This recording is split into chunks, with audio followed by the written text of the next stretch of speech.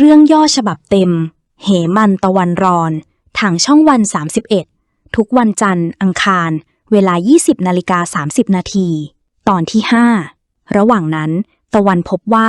เขียวบาดเจ็บจากการปล้นแต่ไม่กล้าไปรักษาเพราะเป็นคำสั่งของเสือหมายตะวันจึงรีบไปขอความช่วยเหลือจากผู้ใหญ่จิตแต่ผู้ใหญ่จิตไม่อยู่ตะวันจึงให้ลูกจันไปช่วยรักษาเขียวให้ลูกจันจึงรีบไปรักษาทันทีทางด้านผู้กองเมษาและพวกก็เร่งตามหาท่านชายระวีการแต่ก็ยังไม่ได้เบาะแสอะไรวันต่อมาตะวันกับลูกจันออกมาหาสมุนไพรแต่ตะวันแกล้งปวดหัวและขอตัวกลับบ้านก่อนเพื่อแอบไปหาแหวนโดยให้เมี่ยงช่วยดูต้นทางให้ลูกจันเอะใจจึงรีบตามตะวันกลับมาพอกลับมาถึงก็พบว่าห้องถูกรื้อค้นเธอจึงรู้ได้ทันทีว่าเป็นฝีมือของตะวันเมื่อลูกจันเจอกับตะวันทั้งคู่ก็ทะเลาะและยื้อแย่งกันลูกจันจึงบอกว่าถ้าเขายังทำแบบนี้เธอไม่มีทางให้แหวนกับเขาแน่นอนจากนั้นตะวันลูกจันและผู้ใหญ่จิตก็มากินข้าวด้วยกันแต่ลูกจันยังนึกถึงตอนที่เธอจูบกับตะวันจึงขอตัวออกจากวงกินข้าวไปเหตุการณ์ครั้งนั้นทำให้ลูกจันเริ่มรู้สึกหวั่นไหวกับตะวันมากขึ้นเรื่อยๆทางด้านเพชรพริ้งก็มีสะอิ่งมาคอยรับใช้ตามคำสั่งของคุณหญิงลำดวนวันต่อมาเพชรพริ้งไม่เจอหม่อมสกลวันจึงเอ่ยถามย้อยกับงามตาย้อยจึงโกหกว่าหม่อมสกลวันไปพักผ่อนที่หัวหินหม่อมสกลวันกำลังออกตามสืบหาท่านชายระวีการโดยมีเอกเป็นคนพาไปยังที่เกิดเหตุเมื่อหม่อมสกลวันและเอกเดินทางไปถึงแต่ผู้กองเมษากลับไม่ยอมให้หม่อมสกลวันเข้าไปในพื้นที่จนหม่อมสกลวันโกรธและตัดสินใจกลับออกมาหลังจากนั้นผู้กองเมษาก็โทรไปบอกเพชรพริ้งว่าหม่อมสกลวันมาตามหาท่านชายระวีการทำให้เพชรพริ้งยิ่งมั่นใจว่าสิ่งที่เธอสงสัยมาตลอดนั้นอาจเป็นความจริงก็ได้ที่เกาะไพรลูกน้องของเสือฝ้ายมาเห็นว่าเขียวมีอาการดีขึ้นจึงถามจนรู้ว่าตะวันกับลูกจันเป็นคนช่วยชีวิตเขาไว้แสนจึงไปเอาเรื่องตะวันที่ฝ่าฝืนคำสั่งของเสือหมายถึงขั้นชักปืนมาขู่แต่ผู้ใหญ่จิตและลูกจันเข้ามาห้ามไว้ได้ทันเมื่อผู้ใหญ่จิตเห็นว่าตะวันอาจไม่ปลอดภัยจึงมอบปืนพกส่วนตัวให้ไว้ป้องกันตัวแต่ปืนนั้นไม่มีลูกกระสุนใช้ได้เพียงข่มขู่เท่านั้นเพราะเสือหมายอนุญาตให้พกปืนได้แต่ห้ามมีกระสุนเมื่อตะวันนำปืนมาให้ลูกจันดูเธอทั้งตกใจและดีใจแทนเขาเพราะที่ผ่านมาเธอเคยขอปืนจากพ่อหลายครั้งแต่ไม่เคยได้รับอนุญาตเลยจากนั้นลูกจันก็มอบแหวนให้ตะวันเพื่อเป็นการตอบแทนที่เขาช่วยเขียวเอาไว้และเมื่อได้แหวนวงนั้นกลับคืนมาความทรงจำของตะวันก็ค่อยๆกลับมามากขึ้นทางด้านวังนฤนาถคุณหญิงลำดวนและเพชรพริ้งสั่งให้สะอิ่งทำอาหารแต่สะอิ่งทำไม่เป็นคุณหญิงลำดวนจึงสั่งให้ย้อยทำแทนแต่ย้อยไม่ยอมทำตามทำให้คุณหญิงลำดวนโกรธจัดจนเผลอหลุดปากพูดออกมาว่าให้ระวังตัวไว้ให้ดีเพราะอีกไม่นานอาจต้องเปลี่ยนเจ้านายก็เป็นได้หลังจากคุณหญิงลำดวนและเพชรพริ้งออกไปแล้วงามตาจึงเข้ามาคาดคั้นถามย้อยผู้เป็นยายจนย้อยยอมเล่าว่าเธอรู้ว่าหม่อมสกลวันกับเอกกำลังออกตามหาท่านชายระวีการด้วยความเป็นห่วงว่าหม่อมสกลวันจะไม่ปลอดภัยงามตาจึงแนะนำให้ย้อยไปขอความช่วยเหลือจากหมวดเขตแดนย้อยจึงเดินทางไปพบหมวดเขตแดนและขอให้ช่วยตามเรื่องนี้ให้ซึ่งหมวดเขตแดนก็รับปากว่าจะช่วยสืบหาให้อย่างเต็มที่ขณะเดียวกันหม่อมสกลวันและเอกก็ออกตามหาท่านชายระวีการโดยสอบถามข้อมูลจากชาวบ้านในละแวกนั้นผู้กองเมษากลัวว่าหม่อมสกลวันจะได้เบาะแสสำคัญจึงดักทำร้ายเธอจนหมดสติเมื่อเอกมาพบเข้าเขารีบพาหม่อมสกลวันส่งโรงพยาบาลทันทีก่อนจะโทรกลับไปแจ้งข่าวที่วังทำให้งามตาและย้อยต่างเป็นห่วงหม่อมสกลวันอย่างมากทางด้านตะวันก็พยายามเค้นถามลูกจันเกี่ยวกับเจ้าของแหวนเพราะเขาเชื่อว่าเจ้าของแหวนอาจเป็นคนที่ทำร้ายเขาในอดีตแต่ลูกจันกลับไม่ยอมบอกความจริงเมื่อผู้ใหญ่จิตกลับมาตะวันจึงถามถึงคนที่ชื่อทิวว่าเป็นใครผู้ใหญ่จิตจึงเล่าว่าทิวคืออดีตคนรักของลูกจันคำตอบนั้นทำให้ตะวันเริ่มเข้าใจหลายสิ่งหลายอย่างมากขึ้น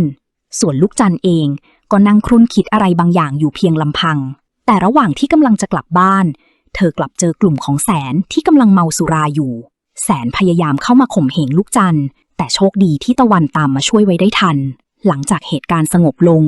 ตะวันจึงพูดคุยกับลูกจันและบอกว่าเขารู้แล้วว่าทำไมเธอถึงคอยช่วยเหลือเขามาตลอดตอนที่6ตะวันเสียใจมาก เมื่อรู้ว่าที่ลูกจันทร์คอยช่วยเหลือเขามาตลอดนั้นเป็นเพียงเพราะเธอต้องการพบทิวคนรักเก่าและเจ้าของแหวนวงนี้เท่านั้น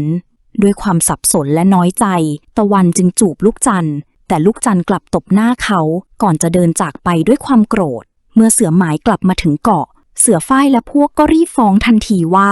ตะวันมีปืนไว้ในครอบครองและยังฝ่าฝืนกฎของเสือหมายอีกหลายครั้ง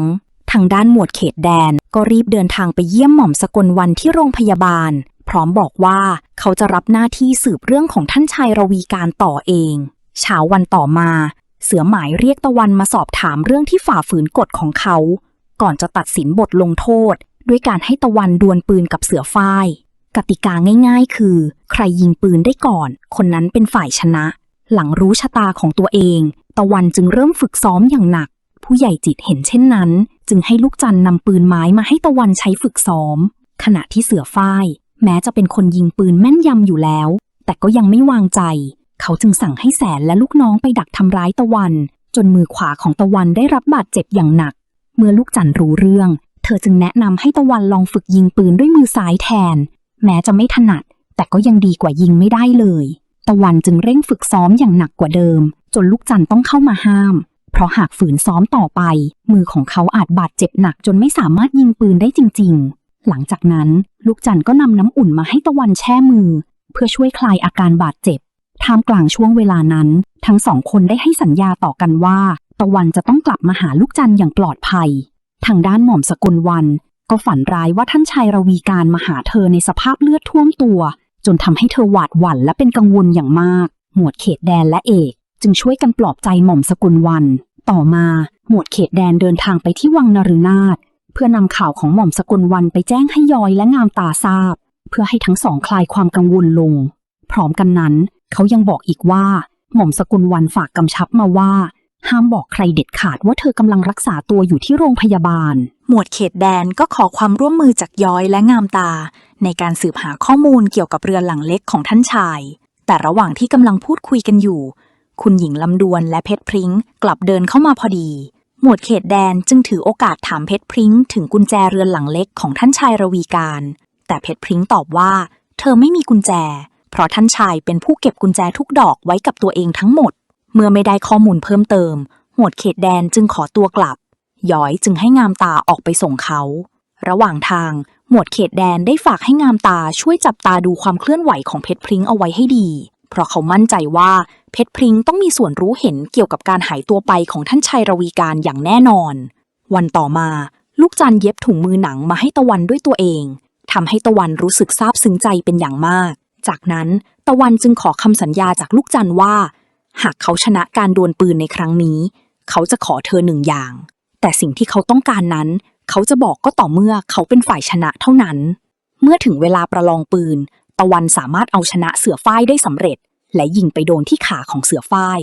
บาดแผลในครั้งนั้นส่งผลให้เสือฝ้ายไม่สามารถเดินได้อย่างปกติอีกต่อไป